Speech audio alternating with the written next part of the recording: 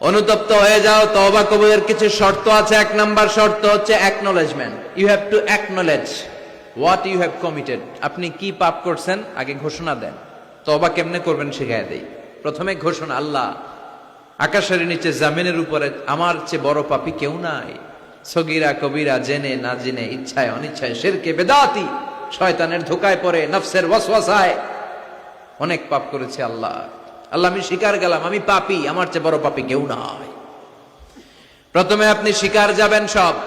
দুই নম্বরে রিপেন্টেন্স আর নাদামা, অনুতপ্ত হবেন, চোখের পানি ছাড়বেন, অনুতপ্ত হবেন, লজ্জিত হবেন। চোখের পানির দৃশ্য দেখে আল্লাহর বড্ড ভালো লাগে, সুবহানাল্লাহ পড়েন। তিন নম্বরে স্টপ, যেই পাপের জন্য তওবা করেছেন স্টপ, অনেক হয়েছে, আর না, থামেন, ওই পাপ কাজ বন্ধ করেন। তিন নম্বরে to hate what you have done, আপনি যেই পাপ করেছেন এটা মন থেকে ঘৃণা করেন, মন থেকে এটাকে ঘৃণা করতে হবে। পাঁচ নাম্বার হচ্ছে to determine that you never repeat this sin in your life again. আল্লাহর ওয়াদা দেন যে আল্লাহ পারতপক্ষে আমার জীবনে এই পাপ আর করব না। তার মানে প্রথমে আপনি স্বীকার গেলেন, দুই নম্বরে অনুতপ্ত হলেন, তিন নম্বরে পাপ কাজ বন্ধ করে দিলেন, চার নম্বরে পাপ কাজটা মনে প্রাণে ঘৃণা করলেন, পাঁচ নম্বরে আল্লাহর কাছে ওয়াদা দিলেন আল্লাহ আর পাপ করব না। এই পাঁচটা শর্তের আলোকে যদি আল্লাহর কাছে তওবা করেন, তওবা কবুল করবে কে? সাইয়েদনা আদম আলাইহিস সালাম ভুল করে নিষিদ্ধ গাছের ফল খেলেন জান্নাতে। আল্লাহ দুনিয়ায় পাঠালেন, সাইয়েদনা আদম কাঁদতে শুরু করলেন, কিন্তু আল্লাহ ক্ষমা করেন না। ফাতালাক্কা আদম মির রাব্বিহি কালিমাতিন ফাতাবা আলাইহি। এরপর আল্লাহ সাইয়েদনা আদমকে কিছু কালেমাত, কিছু বাক্য শিখিয়ে দিলেন আর বললেন, আদম এই কালেমাগুলো, এই বাক্যগুলো দিয়ে চেয়েছে আমার কাছে কাঁদো, আমি ক্ষমা করে দিব। সাইয়েদনা আদম আল্লাহর শেখানো বাক্যগুলো দিয়ে ক্ষমা চাইতে শুরু করলেন। রব্বানা যালামনা আনফুসানা ওয়া ইল্লাম তাগফির লানা ওয়া তারহামনা লানাকুনান্না মিনাল খাসিরিন। ও আল্লাহ, জুলুম করেছি, অন্যায় করেছি, পাপ করেছি, তুমি যদি মাফ না করো আমরা ক্ষতিগ্রস্ত হয়ে যাব। ঠিক কি না? অন্যায় হলেই এই দোয়াটা করার দরকার আছে না নাই? রব্বানা যালামনা সবার মুখস্থ আছে না? সব সময় আল্লাহর তওবার দরজা খোলা 24/7। অন্যায় হলেই আমরা এই দোয়াটা পড়ব, এই দোয়াটা করে আল্লাহর কাছে ক্ষমা চাইবো। ক্ষমা করে দিবে কে? শুধুমাত্র আমার প্রিয় ভাইয়েরা, দুইটা সময় তওবা কবুল হয় না, চিল্লায় বলেন কয়টা সময়? এক নম্বরে বাদাল গারগারা, মালাকুল মাউত যখন রূহ ধরে টান দেয়, মূর্ছ ব্যক্তির বড্ড কষ্ট হয়। গলা দিয়ে যখন রূহ বের হয়ে যায়, লোকটার গলায় গর গর গর গর গর গর শব্দ হয়, সে মালাকুল মাউতকে দেখে ফেলে। তখন আর তওবা করলে কবুল হবে? আপনি তো দেখেই ফেলাইছেন, সুযোগ তো অনেক পাইছেন, কাজে লাগার নাই, ঠিক কিনা? এটা হলো ফেরাউনের দশা। ফেরাউনকে যখন আল্লাহ লোহিত সাগরে ডুবাইলেন, পানি খাইতে খাইতে ফেরাউনের পেটটা এত বড়। এবার ফেরাউন হাত তুলা কয়, আনা মিনাল মুসলিমিন। কি কয়? আনা মিনাল, মানে আমি মুসলমান। কত ভালো মানুষ দেখছেন, মুসলমান। ফেরাউন না যদি মুসলমান হয়, আমরা থেকে কি লাভ? কথা কন। ফেরাউন হাত তুলে বলে, আনা মিনাল মুসলিমিন, আমি ভালো মানুষ। আল্লাহকে তোর মতো ভালো মানুষের দরকার নাই, তুই মর, কারণ দ্য টাইম ইজ আপ, সময় শেষ। বাদাল গারগারা, তার সময় শেষ। মুসা আলাইহিস সালামের চাচাতো ভাইয়ের নাম ছিল কারুন। বিশাল সম্পদের মালিক আল্লাহ বানিয়েছে। আমি ফেরাউনের লাশও দেখে এসেছি সচক্ষে। আবার কারুনকে যে এলাকায় আল্লাহ জামিনে দাবিয়ে দিয়েছে, ফাখাসাফনা বিহি ওয়া বিদারিহিল আরদ, ওই এলাকাটাও ফায়ুম জেলা, কায়রো থেকে 100 কিলোমিটারের মতো দূরে। এই ফায়ুম জেলায় তার সব সম্পদ আল্লাহ জামিনের ভেতরে দাবিয়ে দিয়েছে। মুসা আলাইহিস সালাম বললেন, কারুন, তোর তো অনেক সম্পদ, তুই আল্লাহর রাস্তায় যাকাত দে। তুই আগে তোর হৃদয়টারে খোল, এরপরে তোর হাত খুলবে। আগে হাত খুল, তোর হৃদয় খুলবে, ঠিক কিনা?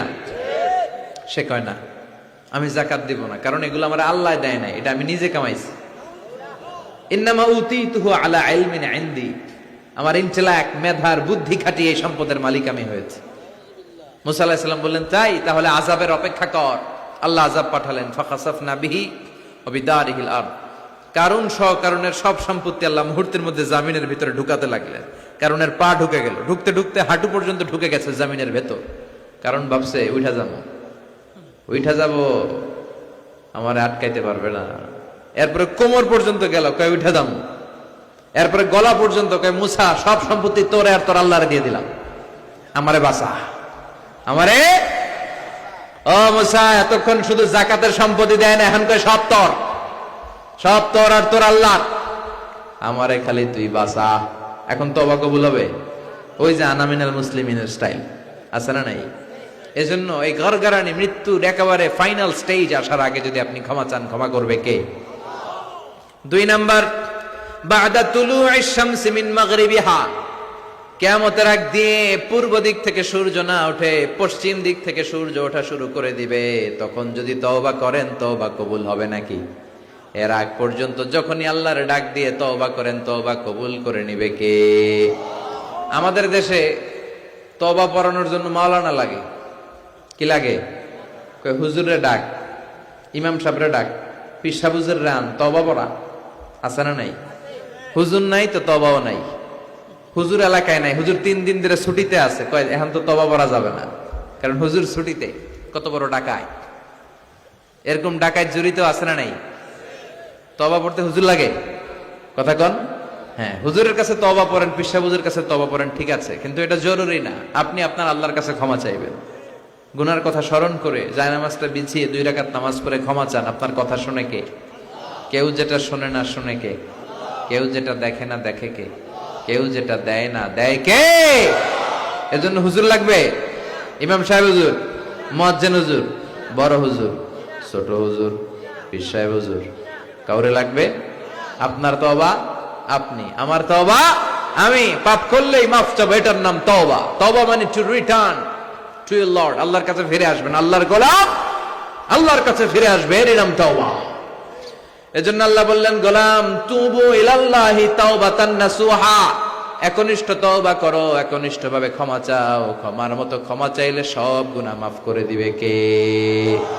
প্রতিদিন আমরা তওবা করব, রাজি আছেন? প্রতিদিন ইস্তেগফার করব। কয়বার? কথা হয় না মাতুক্কা? হ্যাঁ, কমসে কম 70 বার চেষ্টা করব। প্রতিদিন পড়ব আস্তাগফিরুল্লাহ। কি পড়ব? আরো জোরে পড়ি আস্তাগফিরুল্লাহ। বিশ্বনবী বলেন, মান লাজিমাল ইস্তিগফার, যে সব সময় ইস্তিগফারের সাথে লেগে থাকে, তার 5টা সওয়াব। 1 নম্বরে জাআলাল্লাহু লাহু মিন কুল্লি দিকিন মাখরাজা, বিপদে পড়লে উদ্ধার করবে কে? ওয়া মিন কুল্লি হাম্মিন ফারাজা, তার জীবনের সব দুশ্চিন্তা দূর করে দিবে কে? তাকে টেনশন মুক্ত করবে কে? আমাদের জীবনে টেনশন আছে না নাই? টেনশন নাই কার কার হাত তোলেন। হ্যাঁ, এই পোলাপান তোকে কি টেনশন? কিরে, পড়ালেখা? পড়ালেখা টেনশন? তার মানে টেনশন নাই এমন মানুষ খুঁজে পাওয়া যাবে না। সবার টেনশন আছে। পড়ালেখার টেনশন, আবার কয়েকটার আছে বিয়ার টেনশন, আছে না নাই? বিয়ের সময় হলে বিয়ের টেনশন হওয়াটাই স্বাভাবিক। ক্যারিয়ার নিয়ে টেনশন, কেউ বিদেশে যেতে চায়, ব্যবসা করতে চায়, টেনশন আর টেনশন, টেনশন আর টেনশন। ইস্তিগফার বারবার পড়লে তোমার টেনশন থাকবে না, টেনশন মুক্ত মানুষ হয়ে যাবা। চিল্লা এখন ঠিক কি না?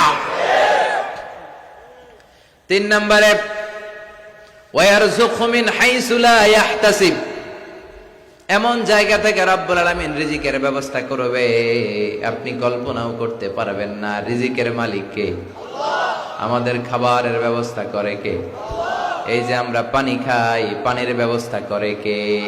মিঠা নদীর পানি, আল্লাহ তোমার মেহেরবানি, সুন্দর ফুল সুন্দর ফল, মিঠা নদীর পানি, আল্লাহ তোমার মেহেরবানি। আলহামদুলিল্লাহ পড়েন। তার মানে সব সময় যে ব্যক্তিটা ইস্তেগফার পড়বে, তার জীবনে টেনশন থাকবে না, তার জীবনে কোনো বিপদ থাকবে না, তার সব সময় রিজিকের মালিক হয়ে যাবে কে?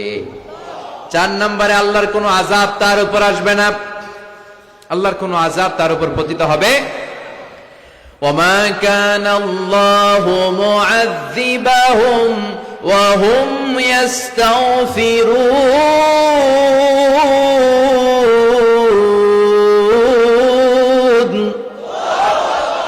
যত যতক্ষণ আমার বান্দা আমার কাছে ক্ষমা চাইবে, ইস্তেগফার পড়বে, আমার কোনো আযাব তার উপর আসবে না, কোনো আযাব আসবে না। সব ধরনের আযাব থেকে আপনাকে মুক্ত রাখবে কে? 5 নম্বরে আপনারে মুস্তাজাবুদ দাওয়া বানিয়ে দিবে কে? মুস্তাজাবুদ দাওয়া মানে এমন ব্যক্তি, যে ব্যক্তি হাত তুলে দোয়া করতে দেরি হয়ে যায়, দোয়াটা কবুল হতে দেরি হয় না। এদিকে কেউ আছেন মুস্তাজাবুদ দাওয়া, যে হুজুর আমি যখনই হাত তুলে দোয়া করি তখনই আল্লাহ কবুল করে, থাকলেও হাত তুলেন না, এই গোপন জিনিস কাউরে জানায়েন না, ভেজালে পড়বেন, মুস্তাজাবুদ দাওয়া হয়ে যাবে। আজকে বলে রাখি, ইস্তেগফার সব সময় পড়লে কি হবেন? মুস্তাজাবুদ দাওয়া। আপনি দোয়া করা মাত্র কবুল করে নিবে কে? আপনারা ইমাম আহমদ ইবনে হাম্বলের নাম শুনেছেন? হাম্বলি মাযহাবের অনেক বড় আলেম, মুহাদ্দিসুদ্দাহর। ওনার বিখ্যাত হাদিসের গ্রন্থ মুসনাদ আহমদ ইবনে হাম্বল একক হাদিসের গ্রন্থ হিসেবে পৃথিবীর সবচাইতে বড় হাদিসের কিতাব। প্রায় 40,000-এর মতো হাদিসের কম্পাইলেশন আছে এখানে, সুবহানাল্লাহ পড়ে। এই মুহাদ্দিস ওনার শেষ জীবনে সব সময় হাদিস লেখা, হাদিস মুখস্থ, হাদিস সংগ্রহের কাজে ব্যয় করেছেন। লম্বা লম্বা সফর করতেন, দেশ থেকে দেশ, দেশান্তরে, এক দেশ থেকে আরেক দেশে তিনি সফরে যেতেন। ওনার সফরের ঘটনায় পাওয়া যায় উনি এক শীতের সিজনে হাদিস সংগ্রহের কাজে সফরে বেরিয়েছেন। প্রচন্ড শীত। উনি এক মসজিদে ঢুকে মাগরিবের নামাজ পড়লেন, এশার সালাত আদায় করলেন। এরপরে ভাবলেন বাইরে এত শীত, যাওয়ার তো জায়গা নাই, এক কাজ করি মসজিদেই ইবাদত করে আর হাদিস পড়ে পড়ে কাটাই, ফজরের সালাত জামাতে পড়ে তারপরে বেরোবো। উনি ব্যাগ থেকে কাঁথা বের করে হাদিসের কিতাব নিয়ে পড়তে লাগলেন। কিন্তু মসজিদের দারোয়ান এসে বলে, উখরুজ মিনাল মসজিদ ইয়া শেখ, এই বুড়া মসজিদ থেকে বেরো। চিনে নাই, উনি যে এত বড় আলেমে দ্বীন মুহাদ্দিস, চিনতে পারে নাই। ইমাম আহমদ ইবনে হাম্বল বললেন, বাবা বাইরে শীত, আমি কই যাব? আমি মুসাফির মানুষ, আমি এই মসজিদে ফজরের সালাতও পড়বো, জামাতে পড়ে তারপরে বেরোবো, রাতটা আমারে থাকতে দাও। মসজিদের দারোয়ান বলে, না মসজিদে থাকা যাবে না, বের হন। ভালো কথায় বের না হইলে ঘাড় ধাক্কা দিয়ে বের করে দেন। কি আর করা, উনি ব্যাগ নিয়ে বের হয়ে গেলেন। শীতে কাঁপছেন। হাঁটতে হাঁটতে হাঁটতে হাঁটতে বাইরে দেখলেন যে একটা বাজার, ওই বাজারে এক যুবক রুটি বানায়, সাজ রুটি বিক্রেতা যুবক। তিনি রুটি বিক্রেতার কাছে যে সালাম দিলেন, আসসালামু আলাইকুম। যুবক বলে, ওয়া আলাইকুম আসসালাম। আহমদ ইবনে হাম্বল বলল, বাবা আমি তোমার রুটির দোকানের পাশে বসে রাতটা কাটাতে চাই, আর তোমার এই চুলা থেকে আগুন পোহাতে চাই, যদি তুমি অনুমতি দাও। যুবক বলে, আহলান ওয়া সাহলান ওয়া মারহাবান বিক ইয়া শেখ, আসেন বসেন, কোনো সমস্যা নাই।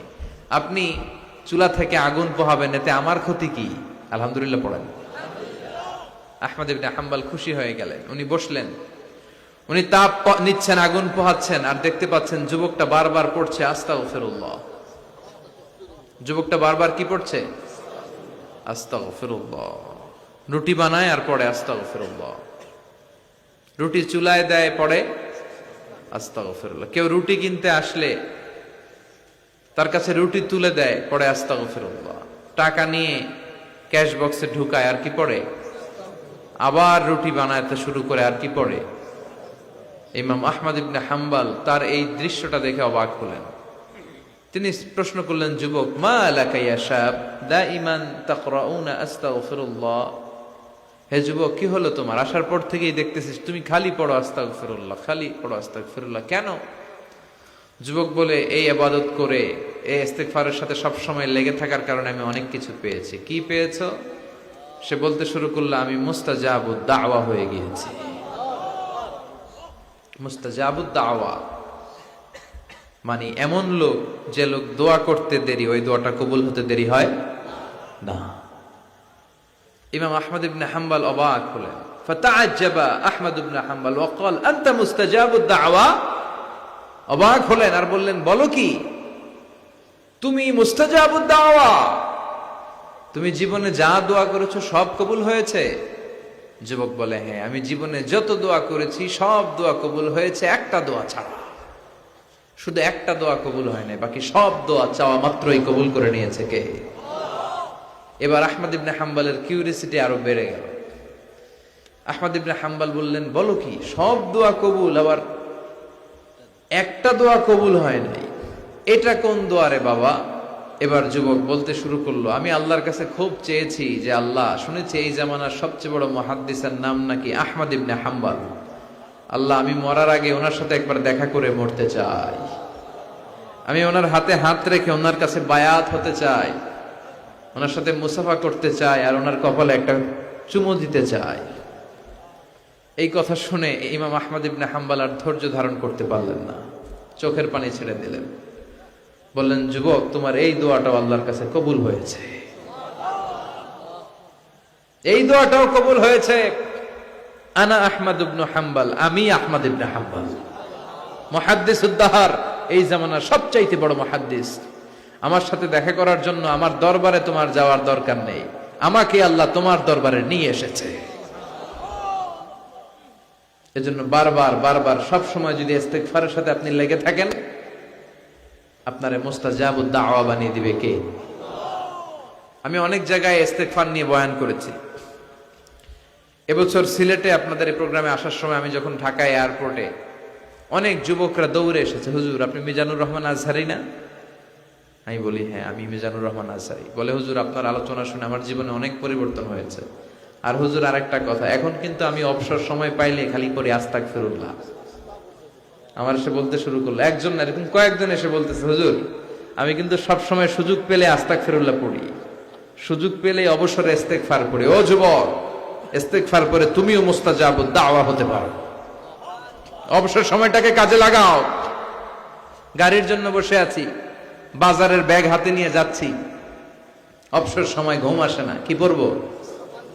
প্রাণ ভরে মন ভরে পড়েন তো আস্তাগফিরুল্লাহ, আবার পড়েন আস্তাগফিরুল্লাহ, আরো জোরে আওয়াজ করে পড়েন আস্তাগফিরুল্লাহ।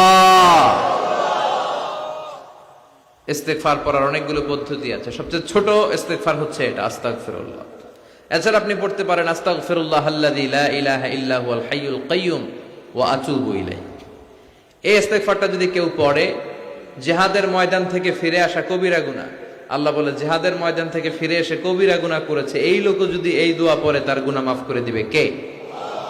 আবার সাইয়েদনা আবু বকর বললেন, ইয়া রাসূলুল্লাহ আল্লিমনি দুআআন আদউ বিহি ফি সালাতি, এমন একটা দোয়া, এমন একটা ইস্তেগফার আপনি আমারে শিক্ষা দেন যেই দোয়াটা আমি নামাজে সালাম ফেরানোর আগে পড়ব। বিশ্বনবী বললেন, তুমি পড়ো, আল্লাহুম্মা ইন্নী যালামতু নাফসি যুলমান কাসীরান ওয়া লা ইয়াগফিরুয যুনুবা ইল্লা আনতা ফাগফিরলি মাগফিরাতাম মিন ইনদিক ইন্নাকা আনতাল গফুরুর রহিম। সুবহানাল্লাহ পড়েন। এটাও কিন্তু একটা ইস্তেগফার, জানেন? এটাও ইস্তেগফার। যেখানেই ক্ষমা চাওয়ার ঘটনা আছে, যেখানে ক্ষমা চাওয়া আছে, ওইটারে ইস্তেগফার হিসেবে কবুল করে নেয় কে? তার মানে এটাও একটা ইস্তেগফার। এইখানে আপনি পড়েন, আল্লাহুম্মা ইন্নী যালামতু নাফসি, আল্লাহ আমি অনেক জুলুম করেছি, যুলমান কাসীরা, এত বেশি জুলুম যার কোনো সীমা নাই, ওয়ালা ইয়াগফিরুয যুনুবা ইল্লা আনতা, আপনি ছাড়া আমার পাপগুলো মাফ করে দেয়ার কেউ নাই। ফাগফিরলি মাগফিরাতাম মিন ইনদিক, নিজ গুণে আমারে ক্ষমা করে দেন। ইন্নাকা আনতাল গফুরুর রহিম, আপনি ক্ষমাশীল, আপনি মেহেরবান। ঠিক কি না? এটারে আমরা বাংলাদেশে কি বলি? দোয়ায়ে মাসুরা। কি বলি? এটা যেমনি দোয়ায়ে মাসুরা, আবার এটা একটা ইস্তেগফার। এজন্য ক্ষমা চাইতে চাইলে এটাও পড়বে। আর এই সব ইস্তেগফারের মধ্যে শ্রেষ্ঠ ইস্তেগফারের নাম সাইয়্যিদুল ইস্তেগফার। যত ইস্তেগফার হতে পারে, বুখারীর বর্ণনা, এর মধ্যে সবচেয়ে শ্রেষ্ঠ ইস্তেগফারের নাম, কথা বলেন, মুখস্থ আছে? কার কার আছে দেখি? হাত তুলুক্কা, তুলুক্কা, তুলুক্কা। অল্প কয়েকজনের আছে। কইলে মনে হইব, কইলে মনে হইব তার। তো এটা হচ্ছে সর্বশ্রেষ্ঠ ইস্তেগফার। এই ইস্তেগফারটা কেউ যদি রাতে পড়ে, ওই রাতে মৃত্যু হলে সে জান্নাতি। এই ইস্তেগফারটা যদি কেউ দিনে পড়ে, ওই দিনে মৃত্যু হলে সে জান্নাতি। এটার নাম সাইয়্যিদুল ইস্তেগফার। আল্লাহুম্মা আনতা রাব্বি লা ইলাহা ইল্লা আনতা খালাকতানি ওয়া আনা আবদুক ওয়া আনা আলা আহদিকা ওয়া ওয়া'দিকা মাস্তাতা'তু আউযু বিকা মিন শাররি মা সানা'তু আবু'ু লাকা বিনি'মাতিকা আলাইয়া ওয়া আবু'ু বিযামবি ফাগফিরলি ফাইন্নাহু লা ইয়াগফিরুয যুনুবা ইল্লা আনতা। সুবহানাল্লাহ পড়েন। এটা মুখস্থ করতে রাজি আছেন? যাদের মুখস্থ নাই, স্মার্টফোন ব্যবহার করেন না আপনারা? ওখানে গুগলে সার্চ বক্সে খালি লিখবেন সাইয়্যিদুল ইস্তেগফার, সাথে সাথে চলে আসবে। মুখস্থ করতে রাজি আছেন সবাই? সবাই রাজি?